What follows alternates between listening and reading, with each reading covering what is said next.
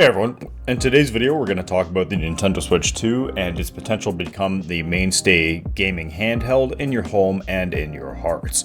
Now, with the Steam Deck kind of being near the end of its lifespan, kind of 3/4 way through, potentially halfway through its lifespan, depending on when they potentially may release Steam Deck 2.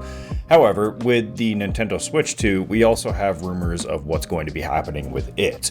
Now, there are reports that it is going to be announced this month. Potentially they're going to be doing some sort of games announcement. It's not going to be allegedly at the Tokyo Game Show it might be at their own Nintendo Direct or something, however they decide to do it, because that's how they've switched over since the E3 debacle. Anyway, so going through the article from Gamers Radar here, we've got what they say that the Nintendo Switch 2 and kind of what other people have been speculating that we might get performance alongside the PS4, Xbox One kind of generation of consoles. Now that might sound familiar because the Steam Deck is pretty well in line with that performance target as well. So it's tricky because the new generation of consoles, like take for instance the Xbox One S, it is not a very powerful console graphically speaking, but the CPU is a massive step up from the PS4, Xbox One, and that's why they're able to play things like Cyberpunk, even with ray tracing and stuff on the Xbox One S, if I recall correctly. Granted, they don't have a 60 FPS mode, if I recall, but they can still run it at 30 FPS, something that the older generation of consoles just cannot simply do. And they also axed Cyberpunk with the latest update to Liberty Stories, Cyberpunk Liberty Stories, whatever you want to call it. Anyway, with their latest game version, you can't play it now on the oldest version ever since their 2.0 update, essentially. Anyway, moving on from that, speaking to the Nintendo Switch 2 specifically, I would say expect potentially Steam Deck-like performance, but also having the advantage of being optimized for one sole device by developers that are very familiar with operating on low-powered devices like the Nintendo first-party developers and even the third-party developers that proceed to make games for their devices. So they do have that kind of pedigree of knowing, okay, where to nip and tuck certain things, and look at how long the Nintendo Switch 1 has been in service for now. It's been up to 7 years, which is kind of insane considering it's a handheld, mainly handheld, but you can still dock it to your TV and have a good experience on that too, more so with the lower powered games. But with the Nintendo Switch 2, they say, well, they know that it's going to be a custom Nvidia chip. In the article here, they say, yeah, that the Switch 2 will be closer to PS4 and Xbox One specs, but they could potentially have Hall effect joysticks. Now, as we see here, all of the rumors and analyst predictions here say that they're definitely pointing towards the Nintendo Switch 2 being more of an iterative upgrade instead of a complete revamp of the hardware, which I think makes sense because they kind of brought back into the mainstream of handheld gaming, I would say. Sure, they had the Nintendo and DS and 3DS Plus, or new whatever, 2DS, all the versions that they had, but that was always its own little subset of games. It was always, well, I've got this while I'm on the go, it's okay, it's fine enough, to play the cut down games. Then came along the Nintendo Switch, and you were able to play your quote-unquote console quality games on the go. Granted, they were still obviously not as good looking as the latest generations of consoles at that time, but it was still quite impressive to be able to get on-the-go performance pretty much par and the same. It wasn't drastic of seeing, okay, we would get 30 FPS on the go and 60 FPS docked. It was always just resolution changes for the most part and potentially slight graphical changes. It was never playing with the FPS target caps. So hopefully with the latest generation of chips and with the Nvidia chips, they say in this article here that it would come with 8 gigs of LPDDR5 RAM, but we're going to check out a different leak specs from Dextero in a second, and it says it could come with 64 gigabytes of eMMC storage. Now, the things for certain is that yes, it will support DLSS 2, and it can support DLSS 3, frame reconstruction, all that, like DLSS 3.5, but it won't be able to support DLSS 3 frame generation. So a lot of people still get that mixed up of just seeing DLSS 3 and automatically assuming they have frame gen. It's different than DLSS 2, DLSS 3. It's just an upgraded version of their upscaling tech. So you will be able to use FSR3, and much like their open source kind of nature about it, you'll be able to use FrameGen through them. So the onus will be on the developers, obviously, to implement this. You won't be able to do this on the fly or on your own and kind of play and tweak for your own FPS optimization, for better or for worse. Again, the Nintendo developers will just kind of tweak and tune what they want their game to look and feel like within the parameters of the device and go from there. Now, with the potential for DLSS being in the mainstream again with gaming handhelds, and Nintendo kind of bringing it to the mainstream with Nvidia at the sidecar there, it would be interesting to see how far they would scale it up to. Obviously, they could go up to 4K. They would be able to, no problem. And I'm sure that we would be able to see potentially like lighter games, Mario Maker, things like that being scaled up to 4K, 4K 60, because they do typically prioritize fluidity over or quality. But this way you might be able to have your cake and eat it too. I can't see Nintendo relying on frame generation themselves personally, but I definitely see third-party developers taking advantage of it for a performance type mode. I believe the Nintendo developers will want it to run just on the base kind of hardcore silicon without any extra frames. They'll utilize DLSS, I'm sure, for upscaling, but other than that, I can't see them honestly using frame gens in their game just for the fluidity, and there's really not much of a need for it, I would say, unless they do have, for some reason, 120 hertz screen, which I can't see that being a thing either, honestly. I think we're going to be capped here at 1440p 60 docked, more likely, and that'll kind of be your average, more like the Xbox One S, potentially 1080p docked. But when you're on the go, I could see us being down to 720p, 800p, or 900p, sorry, for the aspect ratio. Either way, it's going to be cut down, same as the current Nintendo Switch. I just hope that there is potential for these clocks to, or these chips, sorry, to have a little bit more clock room when they get docked, to just be able to kind of spread their legs a bit, because they are severely underpowered chips, because they want the handheld battery life, obviously, first and foremost. And that's why people still love the Nintendo Switch, is for its battery life. But with this Steam Deck OLED coming into the market, it's kind of trounced that, I would say. I don't have the Nintendo Switch OLED, I only have the first generation Nintendo Switch, so I'm not 100% certain, but my Steam Deck OLED definitely outlasts my first gen Nintendo Switch. But the plus side is, obviously, it's a kid-friendly console as opposed to a PC. Now, going over to the Tom's Guide article here, we see that the Nintendo Switch 2 is reportedly in mass production, and this could be the release date, is the big quote. This was published on September 5th, and subquote that it'll have backwards compatibility as well. Now, I did some digging on that too, because I was curious if they were going to be sticking with a cart-based system, or if they were going to go more like SSD storage, and we're going to be more of like a digital type service. However, I did find reports that it would accept the old carts, and then there would be a Switch 2 style cart that would only be obviously playable on the Switch 2, not backwards compatible with that, unfortunately.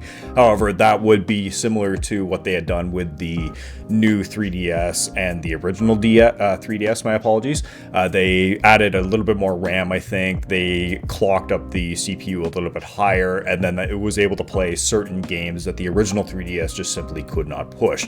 So you would see a little badge on the cart there just saying for new 3DS only. I could see that being a little bit confusing at the first switch over. No pun intended, I guess. Switching from Switch 1 to Switch 2 for the game releases on shelves, mainly for parents or people that just don't really play the games. They just more buy them for the kids or people that they love or whatever, or hate if they want to buy them a bad game, I suppose. Either way, it's going to have to be very different, I would say, for the boxes, so people can know for sure that they're in the Nintendo Switch 2 section, not Nintendo Switch 1, because I'm sure the Nintendo Switch 1 games will still maintain their value even after Nintendo Switch 2 is on the scene, if not even higher, because those games won't have been in production, and especially if Nintendo Switch 2 can play those, people will still want to buy and own those. So they've got themselves a little bit of a monopoly system here. And if you want to go further with that, they're likely going to be releasing HD updates to many of their popular games from Switch 1, like they do with the Wii U and GameCube, all that jazz. And they're likely going to have HD 60 FPS versions now of Breath of the Wild and whatever else you can play there, that's going to be a no-brainer in my opinion. Say hello to Mario Kart 8 Deluxe Super Plus Mega Ultimate Edition for the 10th time now, right? So they also say here in the tweet, no one seems to have noticed that the Nintendo assembler Hoseiden is spending 2 billion yen on production equipment and 1 billion on automation for the fiscal year of 2023-2025, I believe that goes through.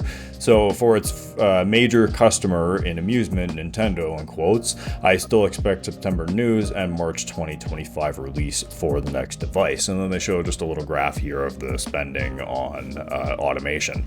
So going over to the Digital Trends article, this kind of pivots over to Nvidia wanting to get into the space as well, because obviously they helped them with the first gen Switch, and back then I think Nvidia was more like, whatever, screw it, it's kind of like a Nintendo kids market. But now obviously with the ROG Ally, Steam Deck, MSI Claw, Lenovo Legion Go, and upcoming handhelds, the AMD Z2 Extreme chip and everything, people are just going to want to get in on that action, namely Nvidia. So Nvidia and MediaTek are rumored and have been working on gaming handheld system on chip SoCs, because reportedly Nvidia GPU Jensen Huang is frustrated by Nintendo as he sees good market potential, because obviously he would say that you could probably have a better on-the-go experience than the Steam Deck, more power, more graphics, blah blah blah blah blah, but Nintendo is obviously catering to the longevity of battery life and on-the-go performance and just simple, more fun games, if that's how I would take that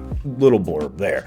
Anyway, so that's just a rumor, but they claim the chipmaker TSMC will manufacture the SoC on its 3nm node in the first half of 2025. The former journalist also says that the SoC will be expensive at around $300, and that MediaTek expects it to become a big part of its business. So if that's the case, that will likely push some of these Nvidia handhelds, or if they have their own handheld or manufacturers are using their name and chips and everything, I suspect that to be the case as opposed to the former. However, that's going to bring up costs, I'm sure, because I don't know the exact cost of the AMD Z2 Extreme, Z1 Extreme. However, I'm sure it's probably cheaper than $300, considering we are getting Asus ROG Allies now for $300, $400, $500 on sale, right? I just don't see it costing that much for the AMD side of things. They probably have the cost down, obviously, because this is their first kind of soiree into these mobile chips. However, it does state that it makes sense for Nvidia and MediaTek to set their sights on PCs. It stands that AMD and Qualcomm dominate the space between upcoming Snapdragon X Elite processors, or the already released ones.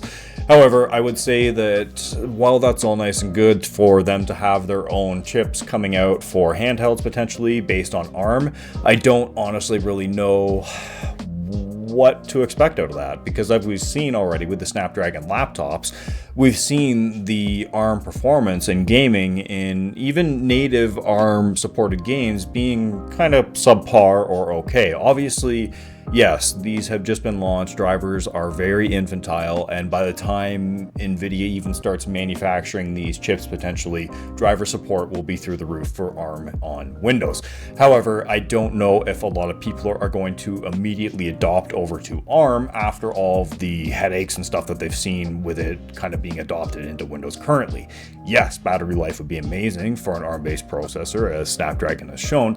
However, I would expect that Nvidia would also want to kind of push the limits of that for performance reasons. So I could see them having a kind of wide range for, if you want to get your 45 minutes of like 120 FPS or something, go for it. They've got that option for you, but they could rein it back in for their battery life as well. What I'm most looking forward to with the ARM generation of chips and everything for handhelds is the potential for the standby battery life, because I would just love to be able to keep my handheld kind of on all the time. Yes, you can do it with the Steam Deck with the instant resume and everything, but your battery's still going to drain on you if you have a game kind of just pause there. I would expect that ARM would be able to kind of have that better idle battery life on these handhelds.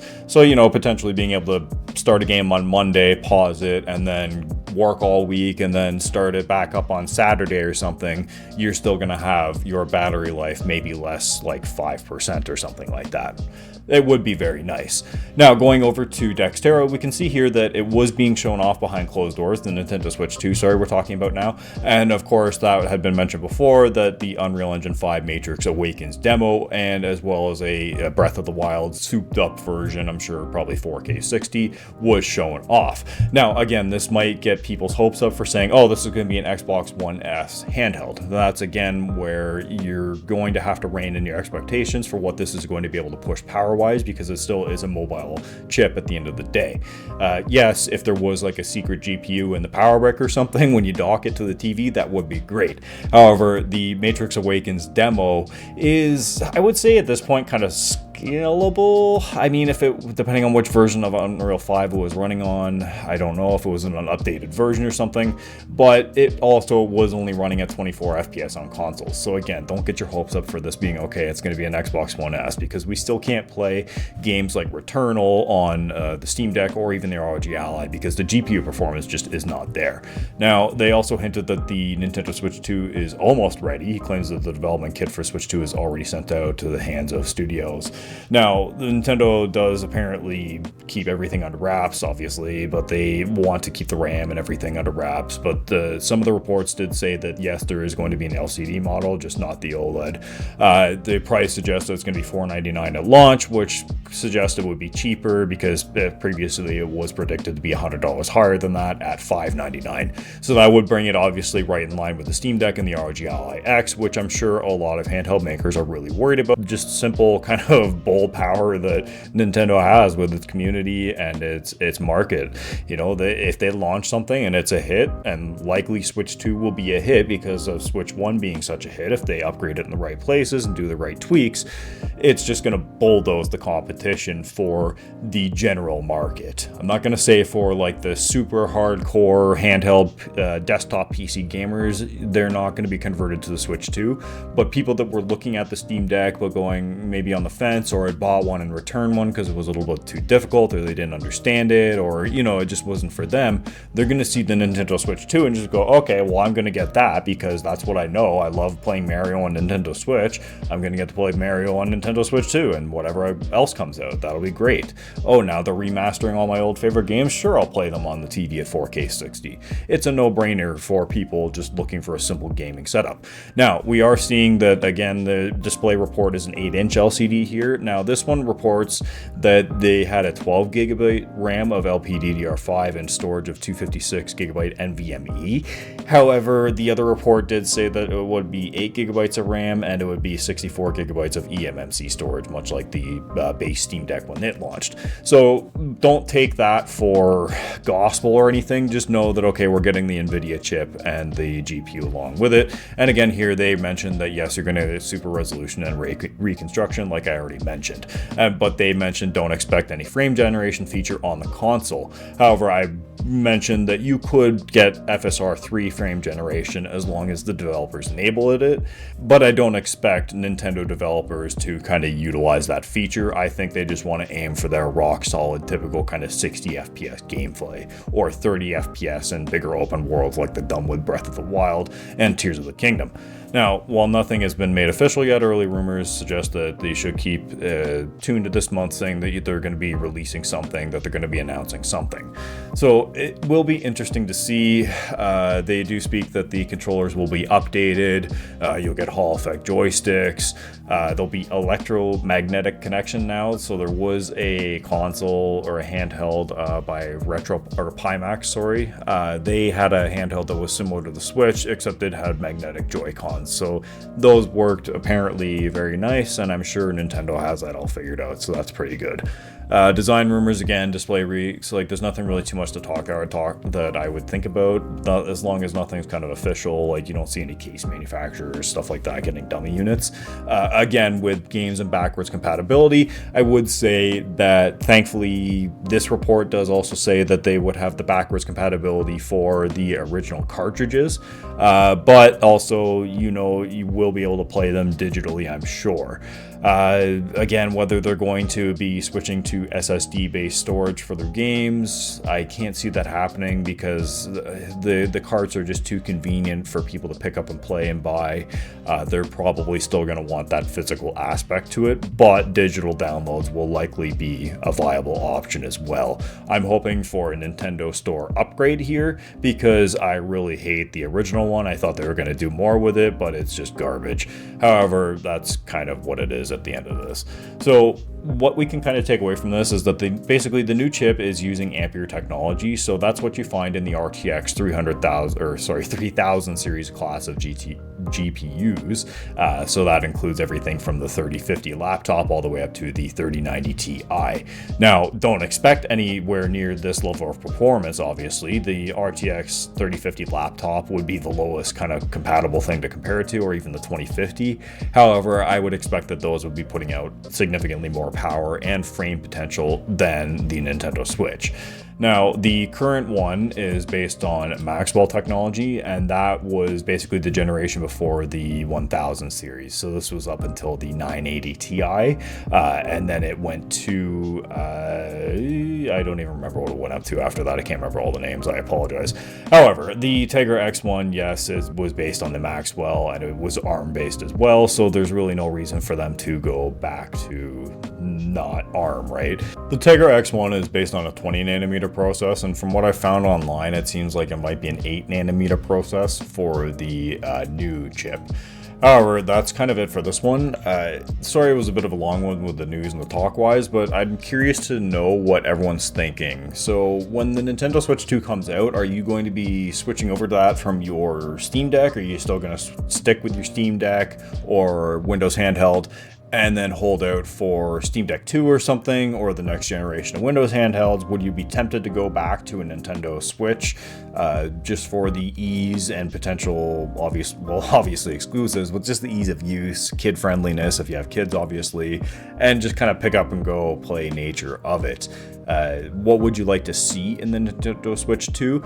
And for the Nvidia handhelds, what would you like to see with those potentially? Obviously, eGPU support, I would say, would be a must for those because they obviously make GPUs, so why wouldn't they want to capitalize on that? I would just hope that they wouldn't go the Asus route and do an XG Mobile something stupid exclusive. Just stick to Thunderbolt 4 or 5 and just release a nice kind of dock with it if Nvidia is producing their own handheld, which I can't see that happening. It'll likely be on the onus of other OEMs like Lenovo and Asus. So potentially we could see some sort of gatekeeping eGPU in that fashion. Either way, let me know in the comments. Feel free to join the Handhelds United Discord and as well our new Reddit. Let me know in the comments how you feel about the Nintendo Switch 2 and potential next-gen handhelds. Again, what you'd like to see in that. As always, I hope you all have a great day.